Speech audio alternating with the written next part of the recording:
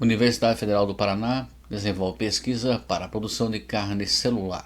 O produto oferece as mesmas propriedades idênticas da carne comercializada no mercado. Carne sem sacrifício animal.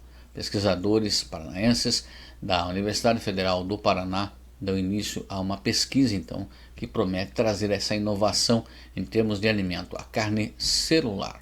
A produção é feita a partir de uma célula animal extraída por meio de biópsia, sem dor ou abate. A professora de zootecnia da UFPR e coordenadora do projeto Carla Molento explicou que a multiplicação é feita por meio de um bioreator que oferece condições similares às que existem dentro do organismo do animal, para que a célula se desenvolva. É muito parecido com a produção de outros alimentos que têm origem celular também, que se originam no nosso controle das células e que são muito tradicionais, como, por exemplo, a cerveja, o vinho, o próprio queijo, iogurte e até mesmo o pão, né? Então, a gente, a partir de um certo conjunto de conhecimentos sobre as células específicas que a gente deseja trabalhar, nesse caso a célula animal, a gente oferece às células o ambiente e os insumos que ela precisa para que ela possa se multiplicar e, ao se multiplicar, então, ela está produzindo um volume de alimentos, né?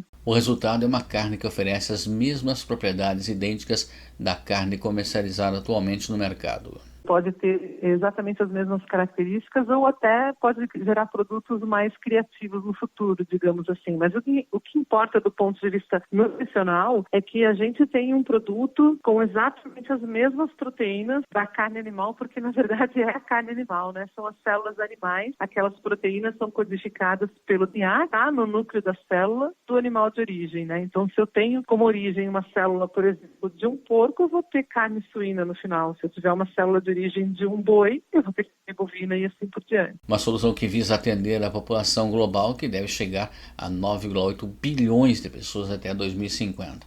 Dados da World Resource Institute apontam então que a demanda de alimentos no mundo deve aumentar em mais de 50%. Em termos de alimentos de origem animal, os números são ainda mais expressivos, com quase 70% de aumento da demanda.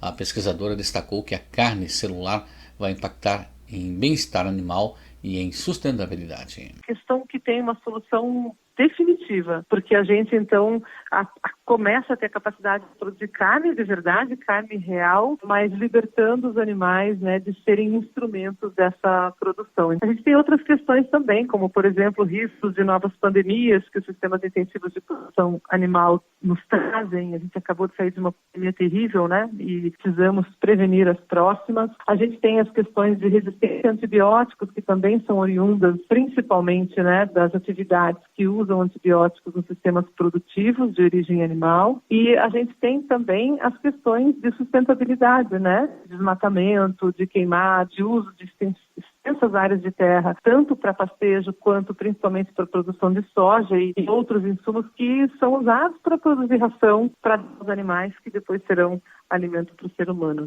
Países como Singapura e Estados Unidos já aprovaram a comercialização da carne celular de frango. O Brasil tem empresas interessadas em comercializar a carne celular. A JBS, multinacional brasileira, é uma das líderes globais da indústria de alimentos. Anunciou recentemente um investimento de 100 milhões de dólares para se tornar uma das principais fabricantes de proteína cultivada do mundo.